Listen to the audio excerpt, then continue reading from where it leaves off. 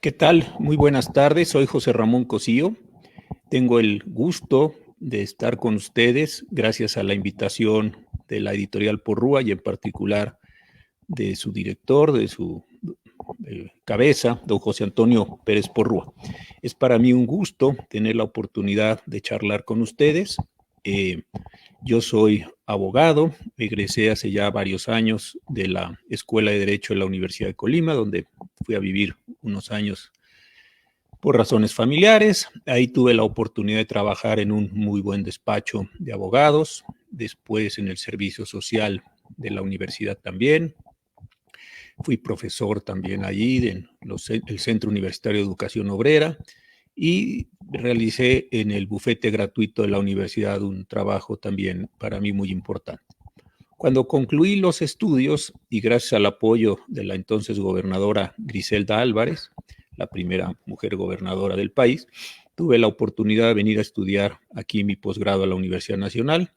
Entré en octubre del año 83 y estuve 84, estuve ahí unos meses estudiando muy detenidamente y tuve la fortuna de que Jesús Orozco Enríquez, miembro del Instituto de Investigaciones Jurídicas, profesor mío, me invitara a colaborar al Instituto de Investigaciones Jurídicas. En el instituto conocí a gente espléndida, académicos muy renombrados, pero de entre todos ellos tuve la fortuna de ser asistente de investigación del doctor Héctor Fixamudio. Esto por ahí de mayo, junio del año 85. El doctor Fixamudio y el maestro Orozco tuvieron la gentileza de ayudarme con una beca en las que daba entonces la Universidad Nacional, en colaboración con el gobierno de España, para ir a hacer el doctorado a la Universidad Complutense de Madrid y una maestría muy interesante también en el Centro de Estudios Constitucionales de esa ciudad. Ahí tuve como director de tesis al profesor Manuel Aragón, un distinguido catedrático, que después sería magistrado del Tribunal Constitucional de España.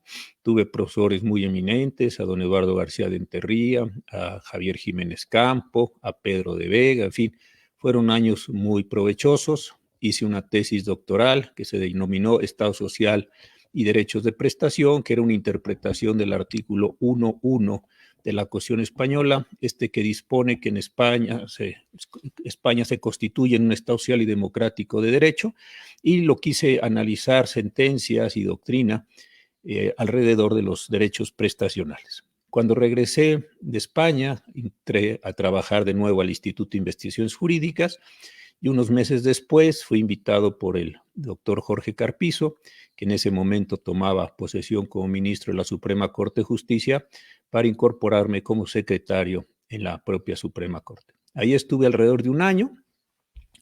Luego, el doctor Carpizo fue designado presidente de la Comisión Nacional de Derechos Humanos y lo que fue muy interesante es que me fui con él unos 3 o 4 meses. La verdad, yo quería seguir trabajando en la Suprema Corte y tuve la enorme fortuna de regresar para ser secretario de Estudio y Cuenta de don Ulises Schmil, ministro entonces de la cuarta sala, la sala laboral, y un tiempo después, don Ulises fue designado presidente de la Suprema Corte y me nombró su coordinador de asesores. Fue un trabajo extraordinario, un jefe inteligente y con muchísimas cualidades teóricas y prácticas. Estuvimos 4 años trabajando ahí y al finalizar, cuando vino la reforma judicial que llevó a cabo o encabezó el presidente Ernesto Zedillo, yo me fui como director del Departamento de Derecho del ITAM. Ahí estuve 9 años. Fue también una época personal y profesional muy importante. Reformamos el plan de estudios con varios colegas, José Roldán, primordialmente, el propio Ulises Schmil, Carlos de Silva Nava, en fin, una cantidad enorme de profesores con los que llevamos a cabo la transformación. Y después de eso, me fui como ministro a la Suprema Corte de Justicia. Allí estuve los 15 años que desde luego manda la Constitución, y estos últimos 2 años he estado como profesor en la Facultad de Derecho y destacadamente como profesor en el Colegio de México, tratando de desarrollar algunos proyectos allí muy interesantes. La segunda cuestión que me han pedido conversar con ustedes es cómo me está yendo con COVID, ¿Qué estoy haciendo en los tiempos de COVID? Pues me imagino que como muchos de ustedes estoy o estamos en una situación extraña. Es una enfermedad esta que vimos venir desde China desde comienzos de este año. Sabíamos que iba a llegar, pero es este tipo de enfermedades o este tipo de condiciones sociales muy angustiosas. No sabemos exactamente cuándo va a llegar. No sabemos exactamente qué nos va a suceder con ella, qué estragos va a causar en la población, cómo va a ser el mundo después de COVID. Y algo que entiendo nunca se había planteado en la historia de la humanidad es este recogimiento tan grande de todos en nuestras casas para tratar de hacer frente a este fenómeno. Entonces es una situación, insisto, extraña. Me imagino que como muchos de ustedes hay días que uno está más contento, más tranquilo, hay días que está uno más preocupado de estas incertidumbres. Oye uno que hay un número importante de personas que desafortunadamente fallecen o están falleciendo. Oye uno discusiones metodológicas sobre los datos, los modelos que está siguiendo la Secretaría de Salud. Se ven distintos avances de la delincuencia organizada, sigue habiendo violencia contra los médicos y las enfermeras. Es decir, es un mundo, me parece que extraño en el que nos encontramos y sobre todo que nos genera la incertidumbre de qué va a venir después. Creo que todos coincidimos en que el mundo no va a ser igual, pero eso no significa que sepamos cómo va a ser este nuevo mundo, qué cosas van a haber, qué cosas no van a haber, cuántos empleos se van a perder, cuántas personas van a salir lastimadas. Y creo que es una situación realmente complicada la que estamos viviendo en estos casos. Yo he dedicado mi tiempo a dar clase en el Colegio de México. Este año tuve la fortuna de dar un curso que se llamó El Derecho en la Historia. Escogimos junto con los directivos del Departamento de Historia del Colegio, del Centro de Historia del Colegio, 4 temas que son importantes desde el punto de vista jurídico, y lo que se trata de hacer es que los alumnos que están haciendo su doctorado en historia entiendan cuáles son las implicaciones jurídicas que esto ha tenido o que el derecho ha tenido en distintos momentos de la historia nacional. Ha sido un curso fascinante. Analizamos, por ejemplo, la declaración de guerra de México en el 42 a las potencias del eje, analizamos todo el decreto de suspensión de las entonces llamadas garantías, la ley de prevenciones generales y sus implicaciones, y hace pocos días que terminamos el curso analizamos el caso de Rosendo Radilla como un tema que comienza en un acto de desaparición en el estado de Guerrero y termina en una sentencia condenatoria al Estado mexicano por parte de la Corte Interamericana de Derechos Humanos con sede en San José de Costa Rica. Entonces ha sido un curso fascinante, al mismo tiempo me encuentro escribiendo varios artículos, varios ensayos, algunos temas que tenía por ahí atrasados. Y dentro de este trabajo que hice en estos días, pues preparé el tercer volumen de unos estudios que desde hace muchos años vengo publicando con la editorial Porrúa, insisto, gracias a la generosidad de don José Antonio. En el año 2004 publiqué el primer volumen de algo que denominé Bosquejos Constitucionales, ahora digo por qué lo denominé así.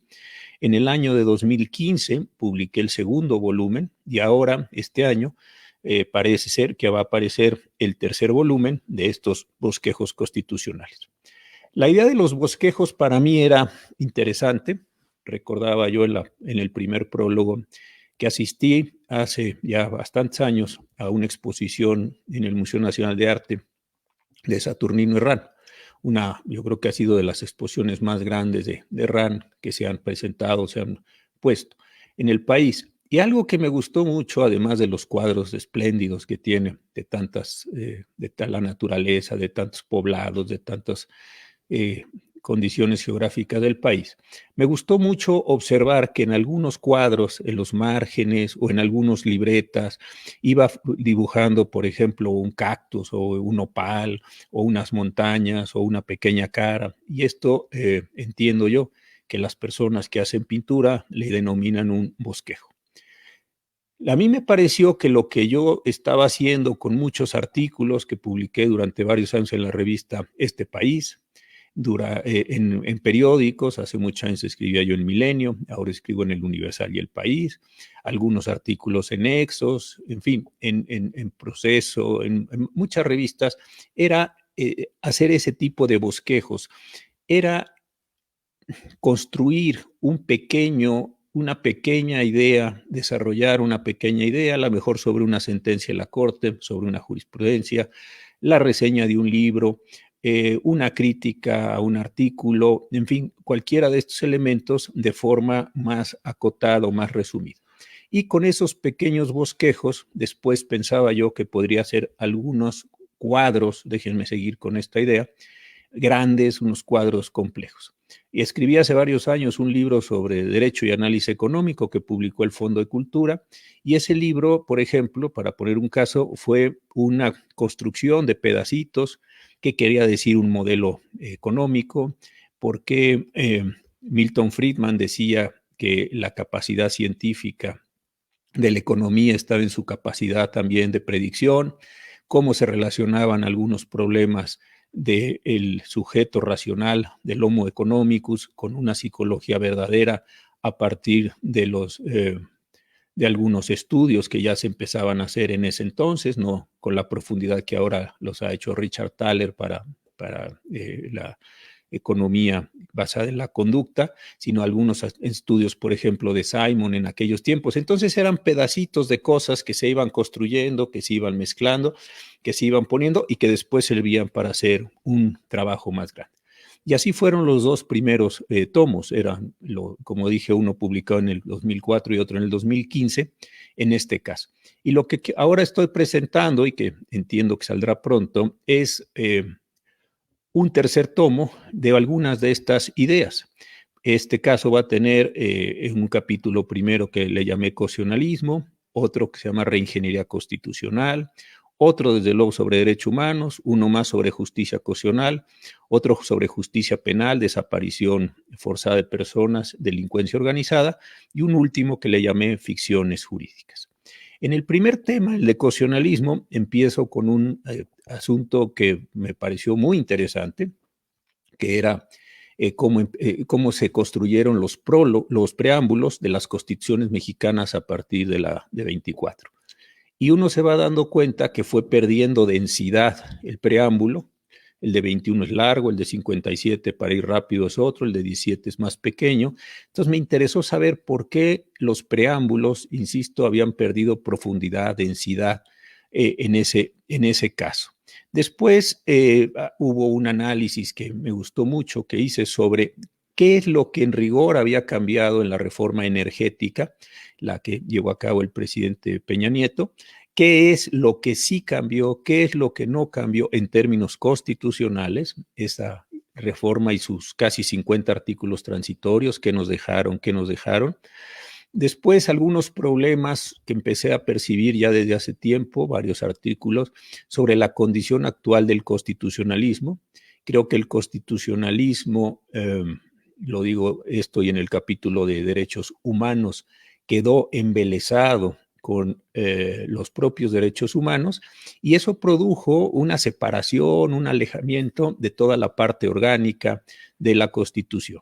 Y además también un poco un pensamiento mágico que en donde casi porque estuvieran los derechos humanos previstos en la Constitución, los derechos humanos se iban a realizar, cosa que desde luego no es factible. Entonces ahí me interesó ver cuáles eran los límites de los derechos humanos, esta también fascinación por suponer que los tribunales, y yo estuve 15 años en el máximo de nuestro país, iban a resolver, iban a generar toda la práctica de cumplimiento de los derechos humanos, cuando en realidad una parte muy importante del cumplimiento de esos derechos depende de la administración en términos de educación, vigilancia, salud, etcétera, etcétera. Entonces, esa es una parte crítica, algo con un poco de desencanto en un artículo que publiqué en Doxa, la revista que dirige el profesor Manuel Atienza, tratando de decir esto.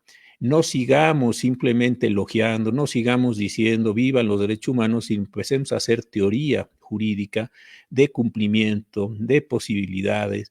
¿Qué quiere decir que yo tenga derecho al agua potable corriente? ¿Cómo se debe satisfacer ese derecho? No, no sigamos diciendo qué bueno que está el derecho, pues ya está, ¿para qué seguimos con esa letanía? Sino qué hacemos con él, cómo lo convertimos, como decían los pragmáticos estadounidenses a finales del siglo XIX, cómo hacemos una herramienta de estos derechos para su cumplimiento. Luego el otro de ingeniería constitucional también partió de un estudio que hice en la edición de la ingeniería de Sartori. Hice un estudio introductorio largo y entonces eso me sirvió para utilizar este concepto de reingenierías o ingenierías constitucionales, tratando de ver de qué manera las normas jurídicas podrían convertirse, insisto, en esta idea pragmática, como una herramienta de transformación y de cambio. Y ahí fue muy interesante porque viendo el funcionamiento de la Suprema Corte durante 15 años y sobre todo el funcionamiento de todo el orden jurídico mexicano, y empecé a hacer algo que lo copié desde luego de un libro de ingeniería, que es una ingeniería reversa de las normas jurídicas. Dicho de otra manera, ¿qué es necesario que acontezca normativamente para que la acción final que pretende ser realizada con base en una norma jurídica se realice?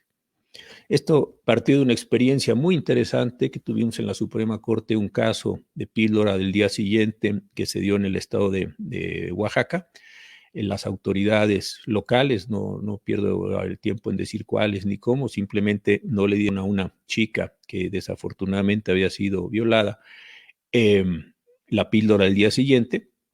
Parecía que era un tema religioso, parecía que era un tema ideológico, pero revisando con cuidado todos los tramos normativos, efectivamente la autoridad no tenía la competencia jurídica, no estoy hablando del tema humano, que es de luego muy delicado y muy importante, pero estoy hablando de lo estrictamente jurídico. La autoridad no tenía la competencia jurídica para dar esa píldora porque no se habían desarrollado varios tramos, déjenme decirlo así, normativos, y consecuentemente no podía fundar ni motivar completamente su acto. Con esa imagen entonces estuve construyendo varias explicaciones, varios sentidos normativos que la verdad me fueron, al menos para mí, enormemente útiles como ministro y en algunos de los artículos. Después, otro tema, otro capítulo es sobre la justicia constitucional. Ahí hay varios problemas importantes. Algunos fueron votos particulares en la Suprema Corte o votos de minoría. Algunos problemas que estuve entresacando. Y esos bosquejos me sirvieron mucho, mucho para escribir un libro que también apareció publicado en el Fondo de Cultura Económica, que se llama El Sistema de Justicia, Trayectorias y Descolocaciones, que es un libro para mí muy importante porque se emitió con motivo de una colección que abrió el Fondo para el Centenario de la Constitución. Y entonces lo que estuve haciendo con estos trabajos es ver distintos aspectos de la justicia constitucional, del acceso a la justicia, la diferencia entre conflicto y litigio, los problemas de acceso a la justicia, etcétera. Y ahí hay ideas que me parecen muy importantes. El siguiente apartado tiene que ver con justicia penal, delincuencia organizada y desaparición forzada. Uno de los problemas más importantes que a mí me tocó vivir en la Suprema Corte de Justicia fue la transición del modelo antiguo, del modelo, digamos, francés, español, de justicia penal, al nuevo modelo orgánico más cercano al modelo estadounidense o el common law. Y fue difícil porque el juicio de amparo, que era la herramienta básica que teníamos los ministros para conocer de este tipo de problemas, no se aviene bien al nuevo modelo de justicia penal. El juicio de amparo es un juicio, es un proceso muy pesado, muy denso. Yo alguna vez lo comparaba con un agujero negro y ya saben ustedes que el agujero negro tiene tan grande gravedad que va tragándose, va comiéndose por esa misma razón todos los elementos, inclusive la luz. Y yo pensaba que el juicio amparo era una especie de agujero negro que se tragaba todo, que se comía todos los actos de autoridad. Bueno, si esto fuera así, desde luego es una metáfora para ayudarnos a explicar el concepto. Los juicios orales son complejos de asimilar en el juicio amparo. Yo, de los temas más difíciles, más angustiosos que viví como ministro es cómo compaginar el juicio de amparo con los procesos penales, sobre todo en los temas relacionados con la reposición del procedimiento. Ahí hay un problema enorme que, hasta donde entiendo, no ha acabado de resolverse y está en esa marcha. Eso fue un asunto muy importante. Luego, los temas de delincuencia organizada, también ahí hubo problemas muy importantes.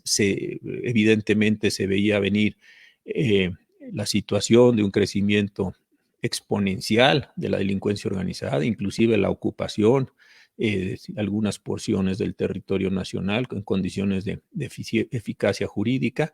Entonces ahí había un problema muy importante y lo que se estuvo tratando de hacer por el legislador es generar diversas medidas para poder combatir la delincuencia organizada.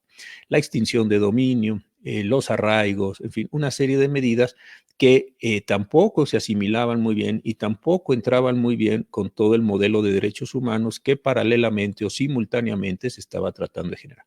Entonces ahí también hay reflexiones desde mi punto de vista muy interesantes sobre la dificultad de avenir estos dos elementos. Y uno más que está en este capítulo que me preocupa mucho es el tema de las desapariciones de personas, sean estas forzadas o por particular. Este es un tema que al final de mi periodo en la Suprema Corte empezó a crecer, empezaron a venir más asuntos, no habían venido algunos de tortura, pero no de desaparición, entonces hubo que también generar una doctrina. Y casi para terminar, con Carla Quintana, que ya estaba en la Comisión Nacional de Personas Desaparecidas, y con Javier Yankelevich, tuvimos un muy importante encuentro en la Suprema Corte, todavía yo como ministro, ellos como funcionarios de la Secretaría de Gobernación, en el sentido de invitar a los familiares de las víctimas, de las personas desaparecidas, para que conversaran con nosotros. Vinieron algunas juezas, la juez Hipólito, la juez Macías, para conversar con nosotros. Y debo decir algo que a mí sí me tocó mucho, me sensibilizó mucho al problema. Y desde que salí de la corte he estado tratando de ayudar a diversos colectivos en Chihuahua, en Veracruz, en Coahuila, para encontrar algunas soluciones normativas y algunas explicaciones jurídicas sobre este tristísimo, desafortunadísimo asunto. Entonces, algunas de esas reflexiones quedaron plasmadas también en este libro. Y el último artículo, la última sección es pequeñita, son 2 artículos sobre este tema tan apasionante de las ficciones jurídicas que pues ha estado en la historia del derecho desde siempre y que son maneras en las que se conceptualiza, se construye el orden jurídico precisamente como una herramienta de conducta, de control o de exigencia de las conductas para hacerlo lograr. Pues eso es básicamente el libro. Es un libro grande, es un libro que está llegando casi a las 500 páginas, es esta compilación. Tuve, por supuesto, la autorización de todas las instituciones en donde había publicado yo los artículos, periódicos, revistas de diverso tipo, académicas, de divulgación. Tuve también un apoyo muy importante de varios amigos, de Enrique, de Juan, Laura, muy queridos amigos todos, que me ayudaron a darle una limpiada, a actualizar muy ligeramente algunas cosas, y evitar sobre todo errores, repeticiones, darle un encuadre que fuera de lo general a lo particular, pues para hacer esto más satisfactorio. Y eso es lo que es el libro, insisto yo, una vez más, porque he estado ya en varias ocasiones con la familia Porrúa, con la Casa Porrúa, y que para mí es de verdad un motivo de enorme gratitud que me hayan recibido también, como siempre lo han hecho, en esta nueva edición de estos bosquejos, de estos apuntes, de estos trazos que he tratado de ir construyendo, a veces, la menor de las veces, como un producto en sí mismo, pero en muchas ocasiones como ideas para desarrollar, para complementar en otros trabajos. Entiendo que ahora pasaremos a una fase de preguntas y respuestas. Encantado de poder conversar con ustedes y aquí estoy a sus órdenes.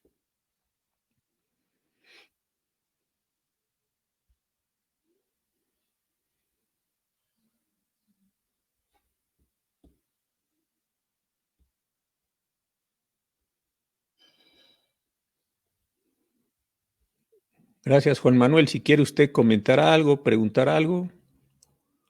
No, nunca había estado en esta plataforma, pero pues está muy interesante. Había estado en otras, pero en esta de StreamYard no la conocía, así es que también yo me estoy entrenando en nuestras nuevas herramientas.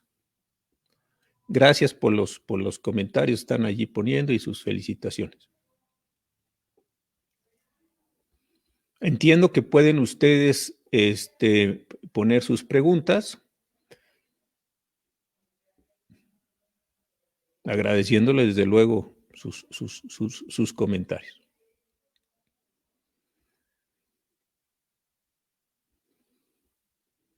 Hay mucha gente de los estados, qué bueno. Espero que la estén pasando bien, que en sus familias, en sus casas estén. Miren, de San Miguel también, qué bueno.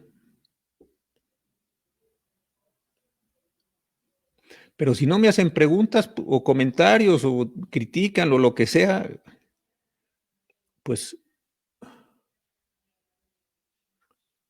supongo que estoy haciendo bien las cosas porque estoy leyendo todo lo que ustedes ponen.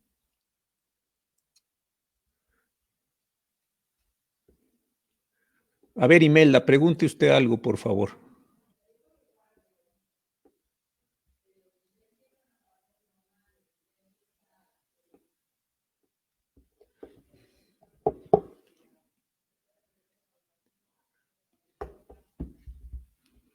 O déjenme ver si por aquí.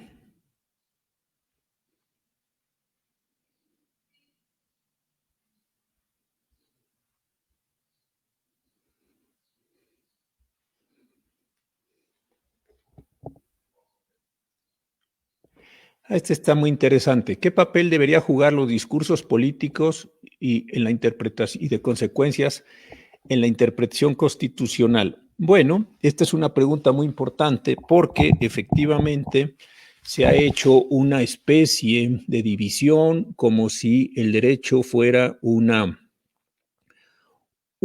pura lógica, una pura racionalidad que no tuviera contacto con el mundo político. Y el mundo político o la política tiene muchas formas de relación con las normas jurídicas y en particular con la interpretación constitucional.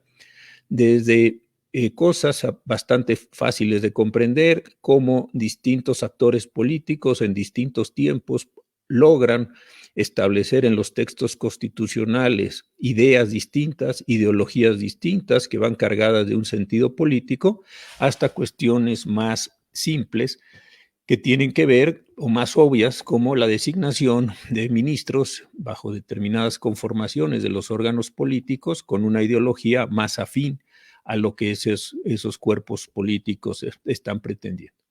Si, por ejemplo, en el caso nuestro, como en el de otros países, la designación de los ministros depende de una combinación entre el presidente de la República y el Senado, cosa que pasa en los Estados Unidos también y en algunos otros países, pues es evidente que ciertas mayorías políticas buscarán que los integrantes de la Suprema Corte de Justicia tengan un determinado perfil. En esto no hay nada extraordinario.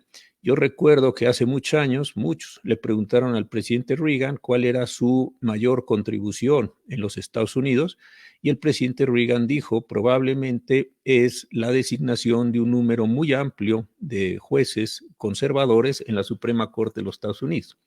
Lo que estaba entendiendo el presidente Reagan es que su mandato solo podía ser por 8 años en caso de que se hubiera reelegido, pero que la trascendencia de sus decisiones en la Suprema Corte, en particular con el nombramiento del Chief Justice Rehnquist, iba a ser mucho más grande porque iba a poder trascender en ese sentido. Entonces ahí hay una implicación política. Ahora, es difícil que quienes están participando en la Suprema Corte de Justicia acepten que están haciendo política. Es más, creo que quienes participan en la Suprema Corte de Justicia o participamos en la Suprema Corte de Justicia, tratamos de convencernos de que lo que estamos haciendo no tiene ninguna vinculación con la política, sino que es un puro ejercicio de categorías o de normas jurídicas.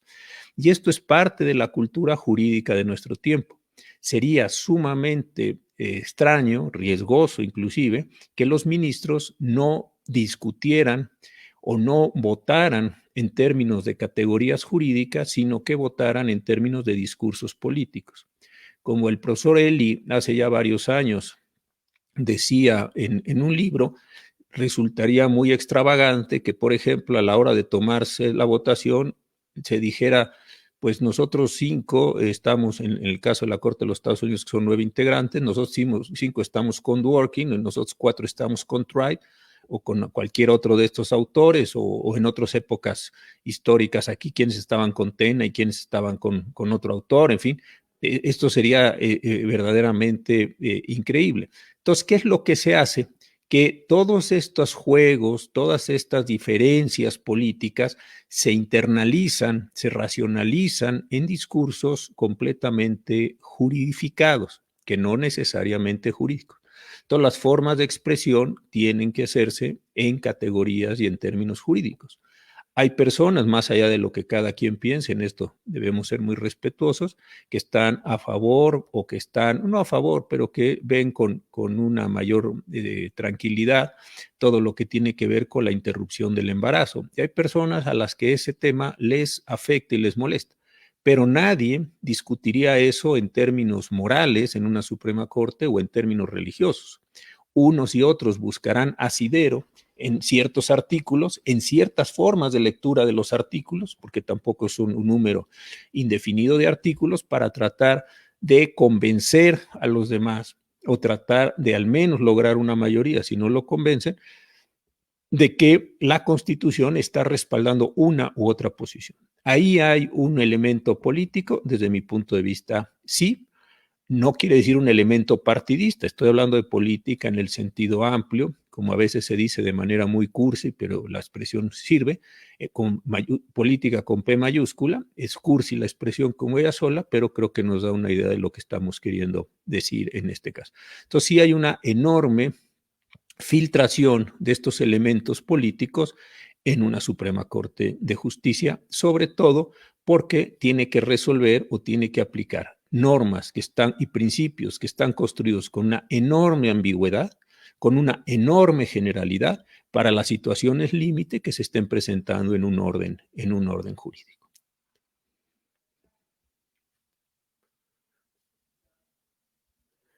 Sí, cómo no. Me preguntan sobre la privación de personas, de la desaparición forzada de personas. Pues si primero pongamos el contexto, es un fenómeno muy triste, muy grave y muy extendido.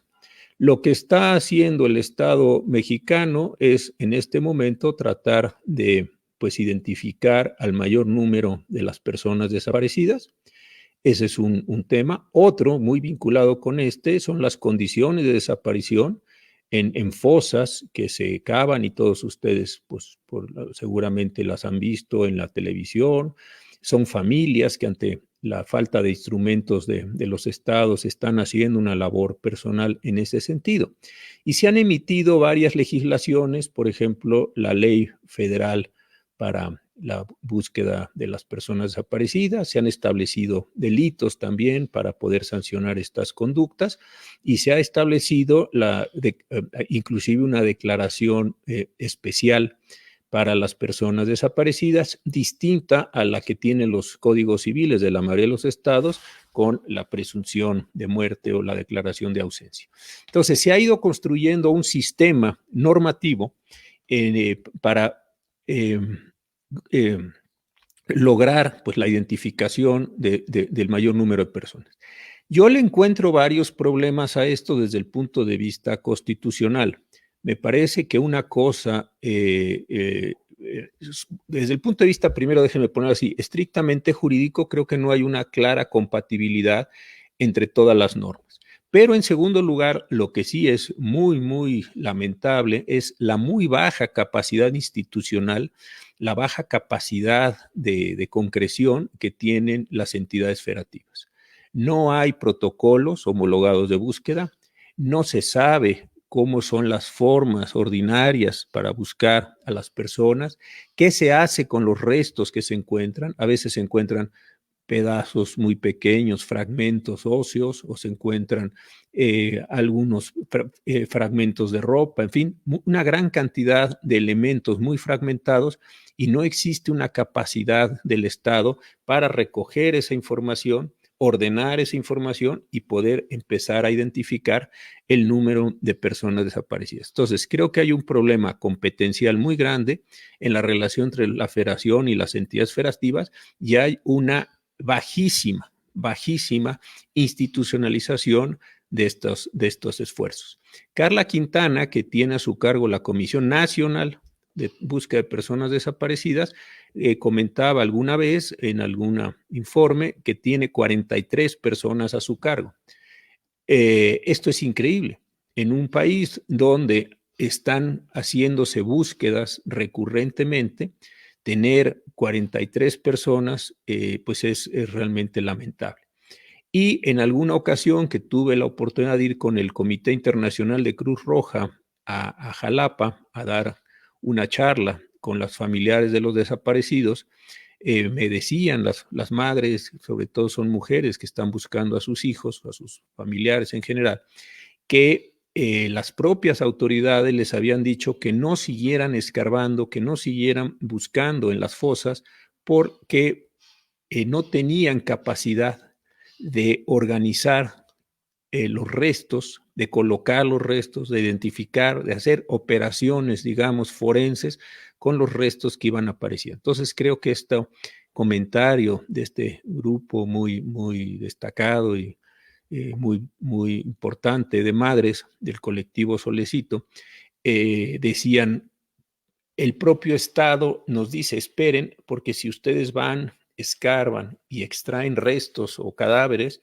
lo que vayan a encontrar ahí, no sabemos qué hacer con ellos porque no tenemos capacidad física y no tenemos capacidad forense para manejar todos esos datos. Entonces creo que hay problemas del orden normativo, hay problemas del orden práctico, hay problemas de falta muy grande de capacidades institucionales para enfrentar este tipo de problemas, y muchos de ellos sí radican en las entidades federativas porque no tienen cómo organizar este trabajo.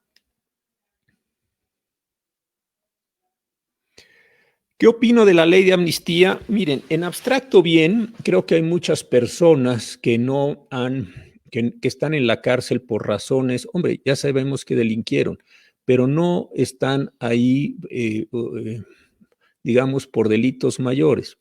Creo yo que sí debe una sociedad de cuando en cuando revisar si todas las personas que están en la cárcel están allí o por qué razones están allí. El presidente Cárdenas tuvo dos leyes de amnistía, una primera para perdonar a un grupo muy importante, un grupo político. Estoy escribiendo un artículo con el doctor Ariel Rodríguez Curi sobre estos efectos, los grupos políticos, digamos, anteriores al maximato. Y tuvo uno también muy interesante donde logró sacar a un número importante de personas de la cárcel porque pues estaban allí por delitos, vamos a decirlo así, menores.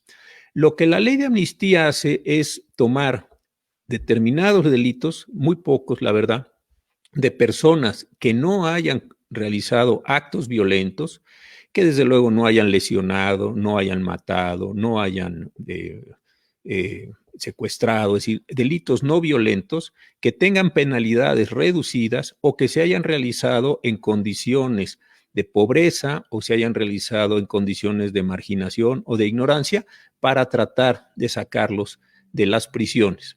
Yo creo que era una buena idea desde el año pasado que se empezó a promover esta amnistía, pero ahora con COVID-19 me parece que es una mejor idea porque muchas personas, lo sabemos, están en las cárceles en estas condiciones que yo decía, y las condiciones de las cárceles son terribles en el país.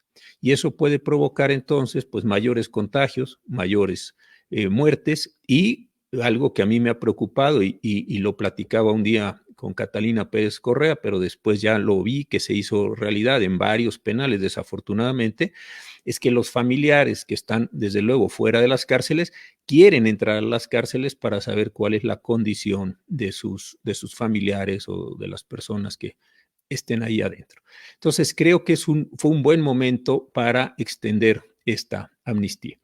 Hay que decir que también, y esto sí es una parte crítica a la ley, hay que generar una comisión. Esta comisión la tiene que integrar el presidente de la República. Desconozco si a estas alturas ya la integró.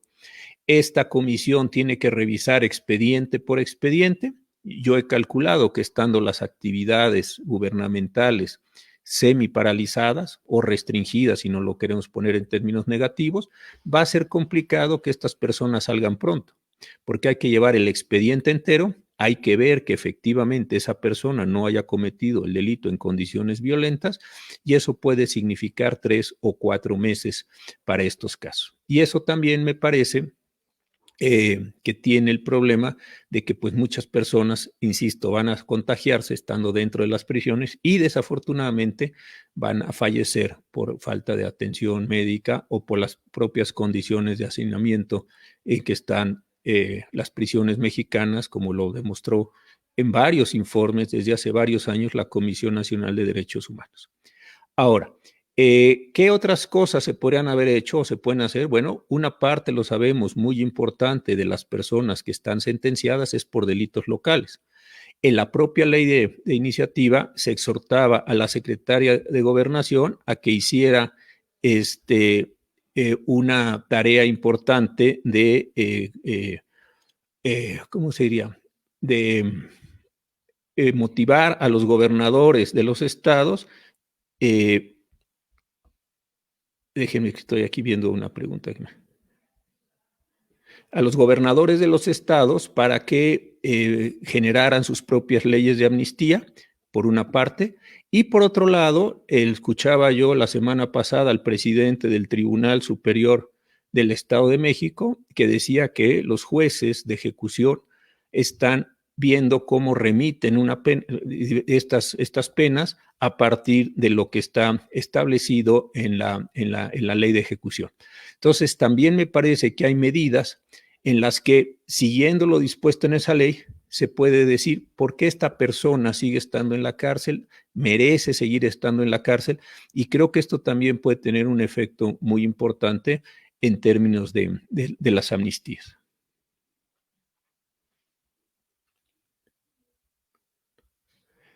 Ah, qué bien. Mire, el juicio de amparo, pues ya lo sabemos, es un juicio. Me pregunta una persona por qué el juicio de amparo no se adapta bien al nuevo proceso penal, o más bien por qué el nuevo proceso penal no se adapta bien. Porque creo que son dos lógicas distintas. El juicio de amparo, desde mi punto de vista, quedó configurado desde finales del siglo XIX. Casi todo lo que tuvimos en el siglo XX y hasta la reforma del 2011 realmente eran ajustes a lo que pues una generación de juristas muy importantes, con Vallarta a la cabeza, lograron establecer. Entonces, ¿cuáles eran las características? Pues tenía que ser a instancia de parte agraviada, los efectos eran relativos, lo que se llama la fórmula Otero, su forma de tramitación era muy clara, no hubo grandes diferencias en ese sentido. Una parte muy importante de las reformas que se hicieron fueron para abatir rezago, prácticamente hasta la reforma, insisto, del 2011 y su correspondiente ley reglamentaria. Bueno, el juicio amparo es un juicio en el que se van recibiendo las constancias, ya se sabe. Voy a poner un juicio, mejor voy al amparo directo de una vez. Lo iba a empezar desde el indirecto, pero voy al directo. Es un juicio en el que llega ya un expediente terminado. ¿Y qué es lo que hace usted bajo la calificación que antes se denominaba formalidades esenciales del procedimiento, que tiene el artículo 14 y hoy se llama debido proceso? Pues va usted revisando si se dieron violaciones al procedimiento, si estas son sustantivas, si trascienden al sentido del fallo, etcétera. ¿Qué pasa cuando el juez o el colegiado, encuentra una violación? Pues normalmente regresa el expediente o lo regresaba para que se repusieran esa prueba o se repusieran los alegatos o se repusiera aquello que se tuviera que hacer, se compurgara la violación, se volviera a instruir, se dictara sentencia tomando en cuenta los elementos que no fueron tomados en cuenta o que fueron tomados en exceso y se dictaba una nueva sentencia. Y así había 3 o 4 momentos desafortunadamente, en el amparo directo. ¿Qué es lo que sucedió o que empezó a suceder con los juicios penales, los nuevos, los del sistema acusatorio? Que resulta muy difícil mandar reponer. ¿Por qué? Porque hay una audiencia y esa audiencia pues tiene características propias. Tiene que ser con una inmediatez, tiene que ser, voy a decir esta expresión, desde luego no es jurídica, pero es ilustrativa, en tiempo real, etc. Entonces, ¿qué acontece cuando el colegiado o la Suprema Corte encuentran que hay una violación en el procedimiento? ¿Manda a reponer? Creo que ahí es donde estaba la principal dificultad. ¿Qué es lo que tratamos de hacer en la primera sala? Los ministros que estábamos ahí, tratamos de decir, bueno, vamos a considerar que una vez que empiece la audiencia y con la actuación del juez de garantías, tratemos de compurgar todas las violaciones que se dieron antes de la audiencia, para que cuando llegue el expediente a audiencia, llegue limpio, no tenga ya estos problemas y no haya necesidad de mandar a hacer la reposición. Pero esto que lo digo así con suma simpleza, costó mucho trabajo ajustarlo. ¿Por qué? Porque las personas venían reclamando violaciones como si estuviéramos en el sistema ordinario y tenían derecho a ello, eso desde luego que era así. Y entonces llevar a cabo estos ajustes de qué violaciones quedan compurgadas, cómo determinamos que quedan compurgadas, qué se hace con las decisiones del juez de instrucción, si va en un amparo indirecto, va en amparo, o sea, todas esas cuestiones se fueron conformando desde luego a la luz de los distintos casos. Ya se sabe que los jueces no son legisladores, no crean normas generales abstractas e impersonales, sino que fueron generando los ajustes hasta que esto empezó a tener un flujo. Y hay una discusión en el sentido de si debe hacerse ajustes a la ley de amparo o al Código Nacional de Procedimientos Penales para efectos de que, insisto, se vayan recortándolo así las etapas o se vayan cerrando más que recortando una etapa tras de otra para que no puedan ir trascendiendo ya las violaciones y no se dé este proceso. Yo creo que es algo que va en un buen sentido, pero insisto, costó trabajo cuadrar un juicio decimonónico en muchos aspectos, un juicio muy largo, un juicio complejo, un juicio que adquiere la posibilidad de la revisión de todo frente a un juicio que se pensaba que iba a ser rápido, oral, directo, etcétera, etcétera. Entonces creo que ahí es donde estuvo el problema y qué bueno que me preguntó eso, Braulio, para que tuviera yo la oportunidad de aclararlo. Bueno, de la ley de extinción de dominio tengo sentimientos encontrados. Cuando yo estuve en la primera sala, tuvimos la oportunidad de analizar no este sistema, sino el anterior y hacerle muchos ajustes. ¿Por qué razón? Porque sí dijimos, bueno, establecimos las naturalezas penal y civil, hicimos las diferenciaciones de los órganos, en fin, todos estos elementos, creo que quedó razonablemente bien. Ahora, de lo que me preocupa en el momento actual, y entiendo el problema de extinguir dominios a la delincuencia organizada, hay un asunto que sí me parece central, que es el de la fungibilidad de los bienes. ¿Por qué razón? Porque puede ser que existiendo la sospecha de que una persona está en actividades delictivas, la sospecha todavía, pues estos bienes se le extingan. Pero al extinguírsele los bienes, uno puede pensar que todos los bienes tienen una fungibilidad y que la fungibilidad de esos bienes permite, pues al final de cuentas, venderlos, subastarlos, rematarlos, lo que sea, hacerlo líquido y si en un determinado momento la persona resulta inocente, devolverle, obviamente, en líquido el valor de ese bien. Pero ¿qué pasa si ese bien, eso me ha llamado la atención, como estas cositas que les decía de los bosquejos, qué pasa si ese bien es un bien que tiene una característica única para la persona? Pensemos que lo que se le extingue es un cuadro familiar o una pieza de arte o, en fin, algún objeto que para ella tenga un sentido. No pierde ya o perdió ya su valor en ese mismo caso, pues porque lo que se le va a devolver es dinero y por mucho dinero que se le devuelva, no se le devuelve aquello que lo tenía. Ahí me ha preocupado esto. Pensaba el otro día escribir una notita de estas que les comentaba sobre ese sentido, porque me parece que todo se mete en una condición de fungibilidad que tiene sus complicaciones en ese sentido